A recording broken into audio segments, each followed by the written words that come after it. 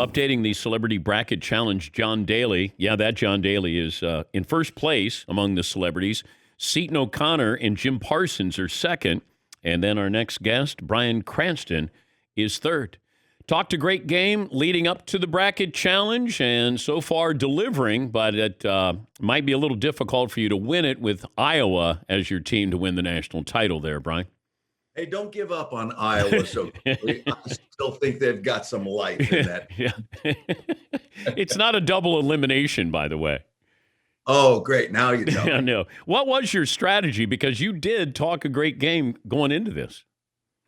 I always wanted to pick someone who was not, the Gonzagas of the world and, the easy pick like some of the rest of those celebrities you've got in the game, and I just thought, in looking at it over the year, I thought they were playing really tough basketball. And I thought that was the team that could rise to the top. But boy, I was quickly proven wrong there.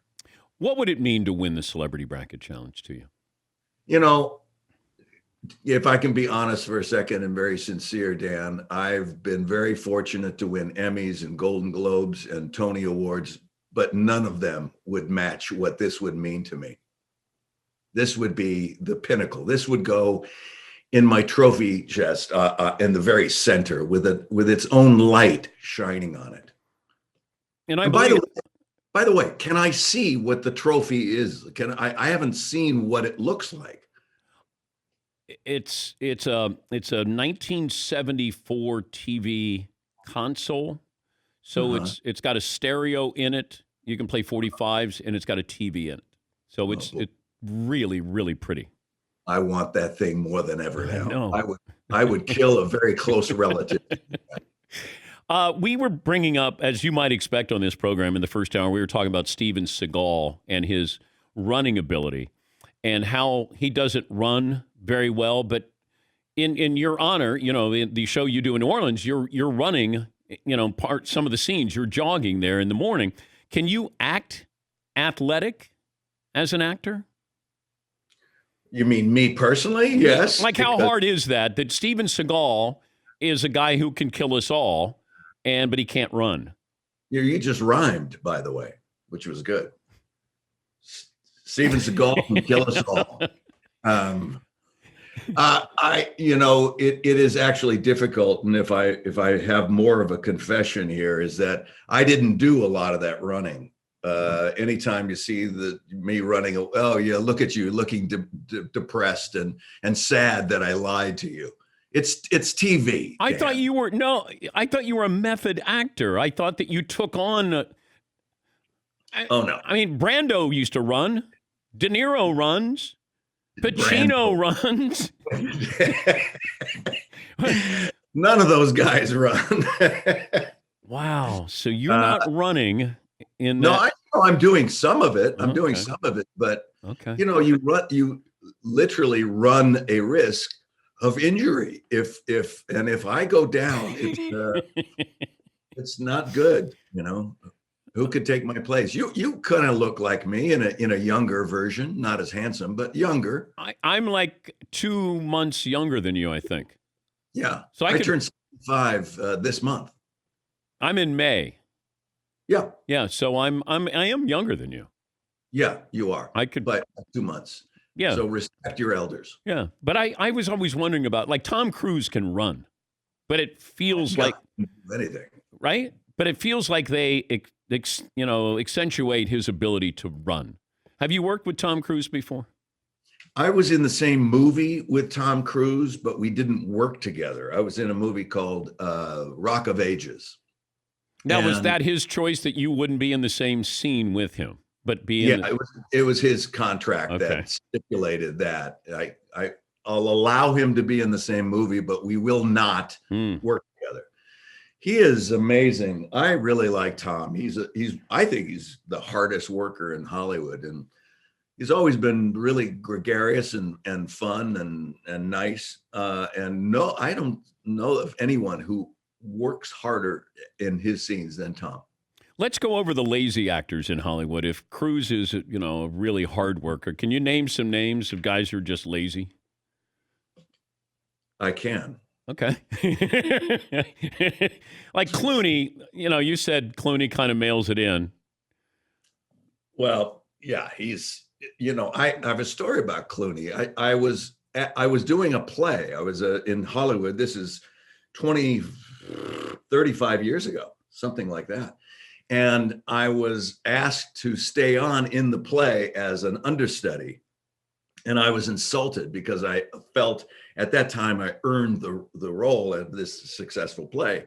And they said, well, we got two guys who were coming in, and I said, forget it. I quit. I'm out. And I stormed out of the building. And I just happened to walk by one of the rooms where they were rehearsing. And I snuck in the back and I watched George Clooney and his cousin, Miguel Ferrer, doing the scenes that I was very well versed in. And I got to admit, they were so good that I walked back in, tail between my legs, to the artistic director. And I said, okay, I'll stay. Did you ever do an audition where you go, I got this? A lot of them, you want to have that feeling of confidence that you did really well. But if you ever get into that mindset of I've got it, counting, it's like the wide receiver about to do the dance step in the end zone, and he doesn't see the guy come up behind him and knock the ball out of his. You're in danger. You should never do that, because it's like shooting a 3-point shot. You might have a good target, but man, you're not going to make them all. And if you start counting it and celebrating before you drop it, you're going to look foolish. Are you using sports analogies so I'll be able to follow you? I was trying to help you get a segue into, talking about the tournament and things, because I know it could be kind of slow at times. Yes. Yeah. Very slow. Very slow. What's your alma mater? I didn't go to college. I didn't. I went to 2 years at a junior college, and I was about to transfer. I was going to go to UCLA under a administration of justice major. But 2 years into this junior college, I discovered girls in acting classes, and all of a sudden, everything went out the window. I mean, it upended the apple cart. I all of a sudden, I from being so sure of what I wanted to do to completely confused. And so I left school and traveled around for a few years, and then got into the acting business. Are you shooting season 2 of Your Honor? No, there is no season 2. We did the 1 year. Wait. They would like to continue on with the season 2, but right now there are no plans to continue. It is what it is. How can I help? How can I help, Bryan? I thought it was a great show. Oh, thank you. I thought it was great. With the exception of the running parts, I think. Yeah. Now that I know that you weren't doing them, but there was a cliffhanger at the very end there, Bryan. Well, I don't know about a cliffhanger. It was a tragic ending. Well, you didn't watch it, did you? I did. All right. It's spoiler alert where your son is in your arms at the very end. Yeah. Let's just leave it at that. Yeah. And then there's the mob guy, and then your son is dating his daughter, and he's just realizing that. Okay. You did watch. I'm touched by that. I was very impressed. I really enjoyed it. I thought it was great. And I love that it was spaced out. I had to watch each week. Yes. I think that's old school. That's what we grew up with. And I like that I had to wait for the next week for the episode. It's kind of like, not downloading your show. We have to wait till the next morning to catch, your next show.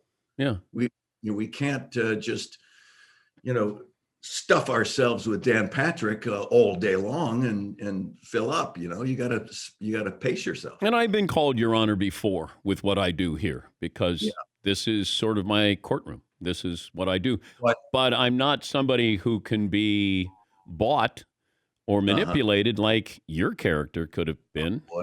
When I would have loved to have seen a cutaway shot of the Danettes when you said, I've been called Your Honor over here, and just to see them lower their heads or suppress a smile. No, they know. This court is in session here, Bryan. Boy, I'll tell you. Yeah. There's a Yeah. saying See, now I return the favor of being a little smack talking cocky like you were. How does it feel there? Huh? He's the smack talking cocky. Yeah, or something like that. Are you doing anything the rest of the day? Like, is this it? This is the highlight of my day, Dan. This is all I'm doing. The earliest you've started drinking is when? During the pandemic? Well, you know that Aaron Paul and I have the Mezcal dos Hombres. Yes. And so a lot of times we'll go on these Zoom calls with sales forces around the country. And they're starting theirs at 11 o'clock in the morning, their sales group meeting on the East Coast. We're on the West Coast. And so it's 8 o'clock in the morning here, and they're going, come on, share a drink with us. And it was like, oh my God. So we're sipping a little Dos Hombres at 8 o'clock in the morning sometimes. But have you ever had something real to drink during a scene where you're drinking, a drinking scene? No. Is that frowned upon? Well, it's just, people think, a lot of people who drink think that they're smarter, sharper, funnier when they drink. Yes. And, they really aren't. They really aren't. And, I've never seen you drunk. Are you a happy drunk? Well, what do you mean? Like, do I hug? Am I feely? Like I touchy? Yeah, touchy-feely cry kind of guy? No, I'm that way without drinking. But I don't know. We would get along. Well, we had shots or drinks backstage on Broadway. Yeah. But those were just little ones. Like you kind of cut me off there after, I think, one or two. Well, I didn't want you to be sloppy and stumble home. Billy Bob Thornton said in Bad Santa, he actually got drunk in one of the scenes. Yeah, I can imagine. Yeah.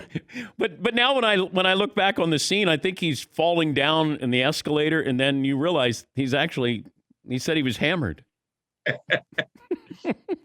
Wow. Have you worked with Billy Bob? I have not. Okay. No. Yeah. No. Well, is he in the tournament? Billy is not in the tournament. Michael Douglas is. Is he? Yeah. How's he doing? Michael Douglas. Let me see how Michael's doing. Will Ferrell's in here. Michael Douglas is tied for 22nd. Okay. I'm trying to think if there's any. Adam Sandler is in here. He's doing well. Okay. Actor. I'm in third place right now. Yeah, but you won't last there. Okay. Just give me the straight dope here. I've got, of course, the Gonzagas and the Baylors. I've got Houston and Michigan all in my Elite Eight. So I've got 4 of the 8. That's pretty good. And then it goes south after that, I think. That goes real fast. Well, that's why we wanted to have you on today, because nobody was going to care tomorrow. I mean, I had Jim Parsons on last week when he was in first place. So, how quickly we move on here. Okay, so who's got what? How many players there have the? No one picked SC and UCLA to be in the Elite. I think Will Ferrell did, because he went to USC. He went to SC. Yeah, good for him, man.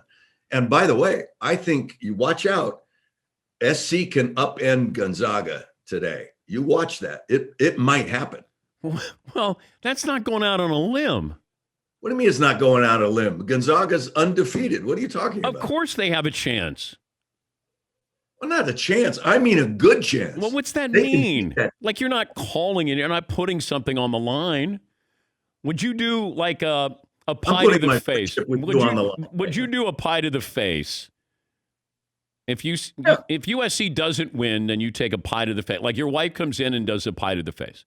If USC beats Gonzaga, I will take a pie to the face. You got it. Let's pie to the face. Pinky swear. Pinky swear. There's my pinky right there. Okay. Pie to the face. Pie to the face. Pinky swear. Yeah. All right. I hope you have a season 2 of Your Honor. You did a great job with that. Really liked it. And if not, then, it's just another thing that you do. Discard it and you move on to something else. And you'll be brilliant in that as well. Oh, thank you. Must sir. be such a burden. Must be such That's a good. man. You're Good to talk incredible. to you, You're and I incredible. hope everything's well. It's always good. Always good to talk to you, Bryan. And thanks for joining us. You bet. Thanks, guys. That's the smack talking Bryan Cranston on the show.